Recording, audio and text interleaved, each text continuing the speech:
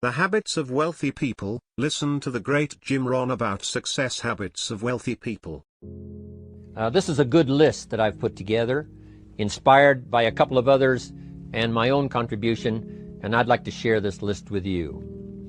First, learning the power of purpose. A person who has purpose in their life, they have something to go for, some meaning. One writer described it, for some people it becomes a magnificent obsession. And for you and I, maybe it doesn't need to be that dramatic as a magnificent obsession. But it has to be something that does something to us, something that pulls us, especially into the future. You know, there are many influences on us. One is the influence of the past. Some people are always pulled back by the past. Some people are always pulled aside by the distractions. But here's what's powerful. If you have a list of high purpose in your life, it pulls you toward the future. And the more powerful the purpose is, the stronger it pulls. And here's the other great advantage if you have purpose for the future. It pulls you through all kinds of challenges and all kinds of difficulties. If you don't have these strong purposes for the future, it's easy to get swallowed by a bad day. It's easy to be almost annihilated by a poor month. And it's easy sometimes to almost disappear beneath the waves of a year that goes backwards if you don't have something to pull you beyond that year. So if you want something to pull you through all kinds of challenges, all kinds of difficulties and things that come at you, you got to have something on out there beyond today, beyond next week, beyond next month, beyond this year, that pulls you into the future. And the clearer it is, the stronger it pulls. The more dynamic it is, the more it affects your life, your spirit, your heart, your soul. It also creates imagination. It gets your mind working on how to achieve that purpose. And if your mind will work, and if your heart works, and if your spirit works, and if you have good input, like good ideas, I'm telling you, there isn't anything you can't accomplish. So that's one of the great powers that'll make a variable of you, and that is purpose. Here's the next one, self-confidence. Where does self-confidence come from? And this is the best advice I can give you on that. Not neglecting, first of all, the small daily disciplines. Self-confidence really comes from feeling good about yourself. And one of the best ways to feel good about yourself is at the end of the day to know that you poured it on. You did your best. If you conducted a meeting, you did the best you could. If you made a phone call, it was the best phone call you could possibly make. If you wrote a letter, it wasn't a casual letter, it was your best letter. At the end of those kind of days, when you feel good about yourself, self-confidence starts to rise. You know that if you can have this kind of a good day, you can have another one the next day, and those days become the weeks become the months, and the month becomes a powerful year. Self-confidence comes from the lack of neglect. If you will not neglect to do the small daily disciplines, that's where self-confidence comes from. Part of good health is self-confidence. I know I'm going to be healthy.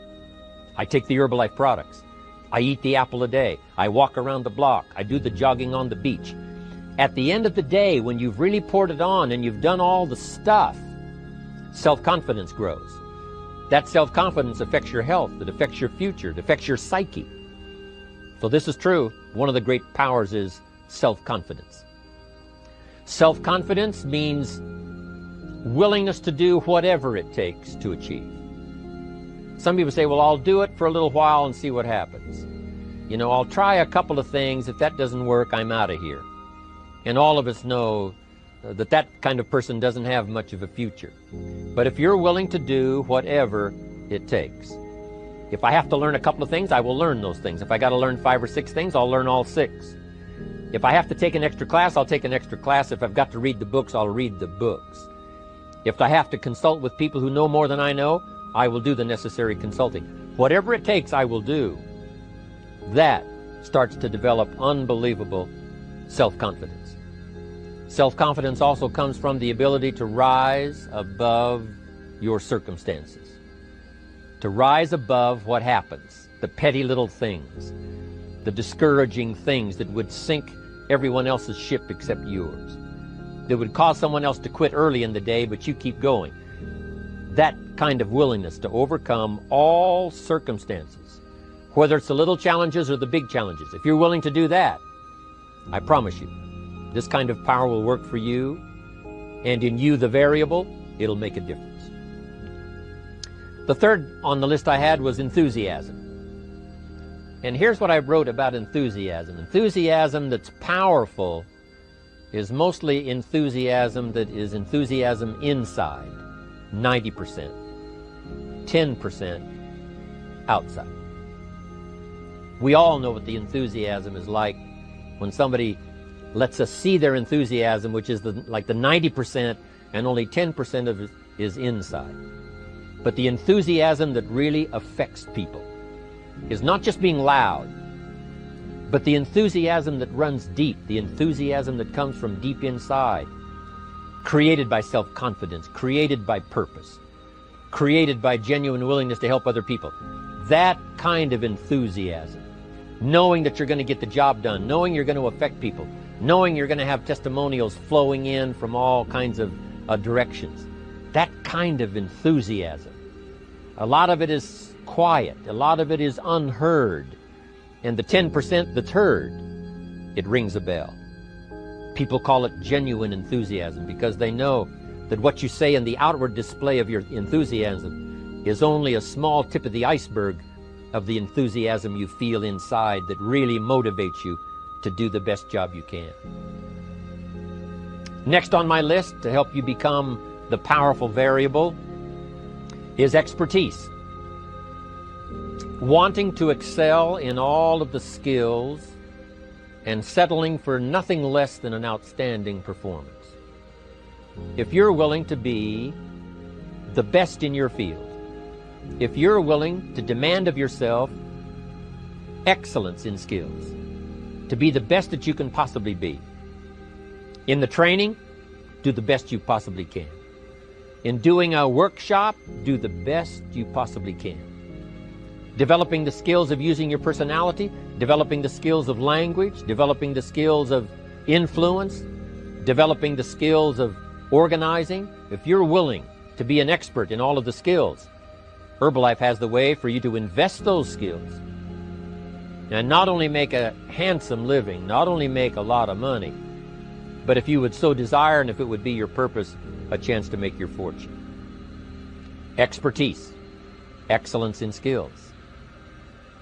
Here was the next one on my list, making a powerful contribution to you, the variable, and that is preparation. Well prepared. And preparation, of course, involves a whole lot of things.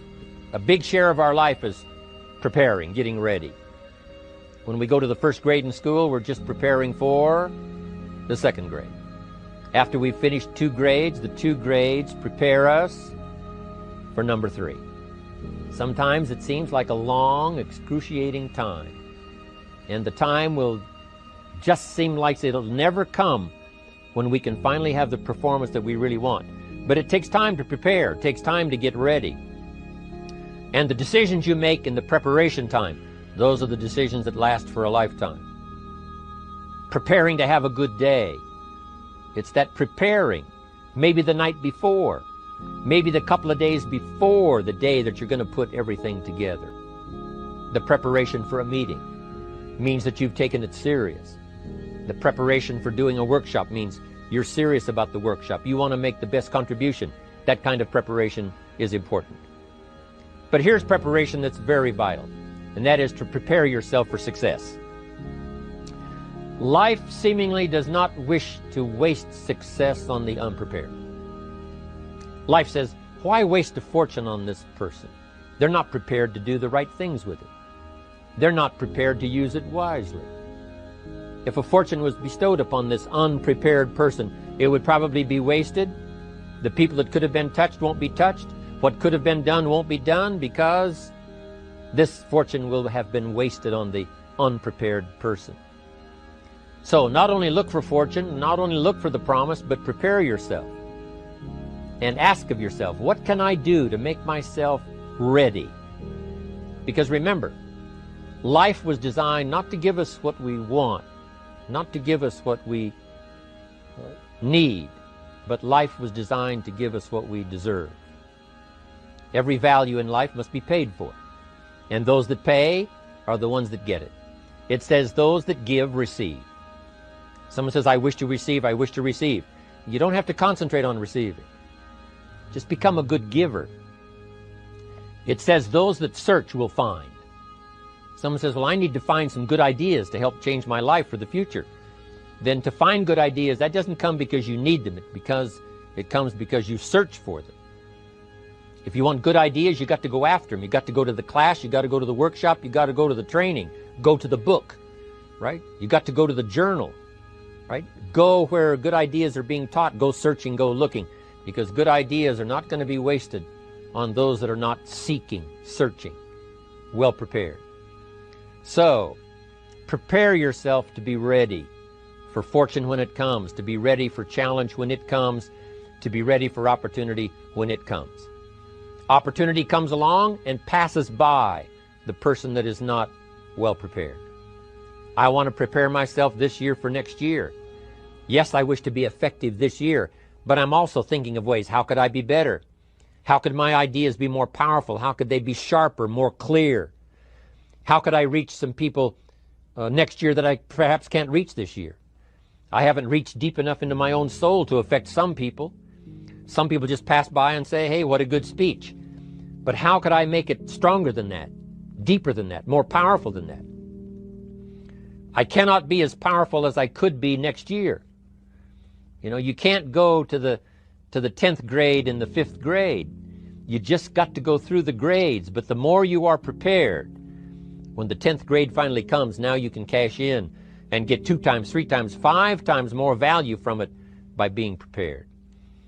I want to do my best this year for Herbalife, but I also want to get ready for next year, 1999. And then when the year 2000 comes at the turn of the century, I want to be well equipped by language, by instinct, by temperament, by personality, by influence, to really be valuable the year 2000, 2001, 2, 3, 4, 5.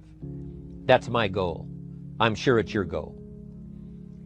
Now here's the next one. There's great power in self-reliance. Self-reliance means you simply look mostly to yourself. It would be nice if someone just gave you this, gave you this, gave you this. It would be nice if everyone did their job exactly as they're supposed to do it. But here's what you've got to do. Primarily rely on yourself. Primarily say, I'm the person responsible. And I will learn the necessary skills so that I can help people learn their skills. If I need lots of people to do certain things to build my organization, that is what I must have. But I've got to be the final backstop. I've got to be the final one that people can rely on. So that if this is missed and this is missed, I can catch up. I can fill the gap. I can do the job. We have to do it when we conduct meetings. We have to do it when we conduct training. We have to do it when we're in a class of just a few. What someone might have missed, we're there to fill in. Self-reliance. Primarily, we're learning to count on yourself. So that you can do this, never complain and never explain. Here's the next key power, and that's image. There's many parts to image. The image that others see you as, the image you have with other people. And it's very important how other people see you. If they don't see you as a leader, chances are they won't pay attention. If they don't see you as being in control, chances are they won't have the trust. If they don't see you as knowing where you're going, what you want to accomplish, they probably won't follow. But if people can see you, if you have the image of someone that's in charge, in control of your life, your future, your destiny, in control of the situation, if they see that, that kind of image is powerful. It helps to win the day. It attracts other people. People want to be around people that are in control, that are powerful, but they know how to use their power, influential, but they know how to use their influence. That kind of image is important. But here's a very important image, and that is your image of yourself. The way you dress, the way you talk, the way you think, your capacity for learning, all of that is an important image that you have of yourself. The image that you have that if it needs to be learned, you could learn it. If there's a book that needs to be mastered, you could master it. If there's a skill that needs to be learned, why couldn't you get busy now and learn that skill? That kind of self-image, that I am continually trying my best to be the best I can. Because one of the most important places you have to look is into the future, yes. You got to look into the past, yes. You've got to look around, yes. But one of the most important places you have to look is in the mirror. You know, how I appear to other people, that's important. But how I appear to myself is the ultimate importance. That kind of image, to where you'll develop the self-confidence, you'll develop the self-reliance. Now here's another one in my rather short list. The next word is character.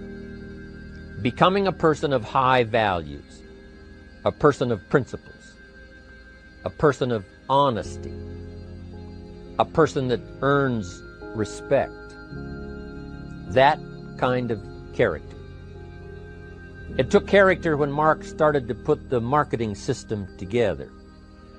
How can we have a system that will build in the integrity, that people will know that if this happens, then this will happen, and if this goes wrong, here's the way to fix it? Unless you have the principles and the character and the integrity to put together a viable plan for a wide variety of people, then the system is not going to last very long.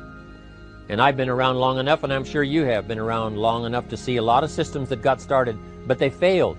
And the reason is because they were not constructed with integrity. They were not constructed with character. They were not constructed with doing the right thing. They might have been constructed to take advantage. You know, cash it out as quickly as possible and leave. Mark was involved when others took advantage of him all those years ago before Herbalife. When someone took advantage and didn't have the character, didn't have the principles, and didn't have the character to stay, the character to see it through, the character to do the right thing. So this is important, to develop the character within yourself, that people see you as honest, as fair, willing to do the right thing, willing to be helpful, but always willing to walk the center line, not to pass the line. When we come to an opportunity like Herbalife, especially multi-level network marketing, it is so dynamic, it is so powerful, and it is so possible in fortune making that sometimes people want to speed up the process by cutting the corners, by neglecting to do the right things, you know, to cheat a little here, you know, cross the line just a little bit, because then, you know, it'll grow faster and you can cash in quicker. Not necessary here. Doing Herbalife right will build your fortune longer and stronger than trying to cut the corners and not doing it right. If we'll have the integrity that Mark had when he started it, and keep perpetuating that we will do the right thing by the marketing system, the right thing by a distributor who has a customer and they take care of that customer belongs to that distributor. That kind of integrity in the marketing system, the kind of integrity we have among each other, the kind of character we have to rely on each other, because here's what we cannot do. We cannot do this by ourselves. Mark's got to count on me. I've got to count on Mark. We've got to count on the president's team. The president's team has to count on the chairman's club for advice and counsel. We have to count on the millionaire team, the tabulator team, the world team. We've got to count on the distributor. We've got to count on the distributor giving the right message to the potential customer. We've got to count on the distributor giving wise counsel to the new recruit, teaching them the right way, the Herbalife way, the principled way, the character way. Vitally important. Building and developing your own character. Now here's another one. It's called self-discipline. Self-discipline, all of us have a challenge with that. Because sometimes it's easy, and especially if you're working hard, doing the best you can, it's easy sometimes to let up and let it go. But remember, so many people, especially now that we're as big as we are around the world, are counting on what we do. At home office, they have to be careful. They have to be disciplined. It's easy for the person who ships the product from Herbalife says, oh, well, I'll wait until tomorrow to ship it. And then they go home and sleep like a baby. But the distributor who's waiting for that product doesn't sleep that night, or doesn't sleep when the product doesn't show on time. But if everybody will have the discipline to say, I will do the best job I can. I will make mistakes, of course, because we're all human, but I'll try to remedy those mistakes and do the best job I can. That kind of self-discipline that understands how important your part is in all of the functions that work. Coming to work on the set here, HBN, there's so many people that play a part. And each one of the parts that are played is necessary to put on the broadcast, make it viable, make it real, make it powerful. Any couple of them missing, and it would be a disaster. But all of it put together, and it works like a charm. Each person developing the self-discipline to do their part, do their job. Here's one more, and that is the power of extraordinary performance and demanding of yourself excellent results. This is so important. If you want to live extraordinary, you must do extraordinary. If you want an extraordinary income, you must do extraordinary things. If you want an extraordinary fortune, you must go with the demands of what it takes to have that fortune. Mark has made such a fortune, it's almost beyond comprehension what the numbers really are. But guess what he has the satisfaction of knowing? He earned it all. If he'd have been lax in the performance, Herbalife would not be here these 18 years later. Herbalife would have been a footnote in multi-level history. But because he performed year after year, the 3rd year and the 5th year, and the 7th year and the 10th year, and the 12th year and the 15th year, and now performing well in the 18th year, I'm telling you, that's what makes it such a viable fortune for Mark personally, of course, because he did the job. If we would ask of ourselves that kind of performance, and you've got to ask it of yourself. You know, I can't ask it of you. I would try to inspire you. I would try my best to share with you what it might taste like, what it's like to finally make your fortune. It happened for me. But here's what you must do. You must demand it of yourself. Society does not demand that you not have a heart attack. But if you want to escape having a heart attack, you must demand it of yourself. Society doesn't demand that you take Herbalife and improve your health. You have to demand it of yourself. Society doesn't demand that you jog around the block every morning. But if you want good health, you must demand it of yourself. Society doesn't demand that you read a couple of books a week and improve your intelligence and your knowledge. That you must demand of yourself.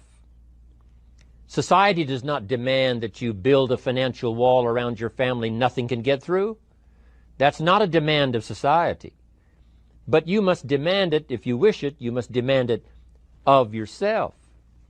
Society doesn't demand that you learn a list of 10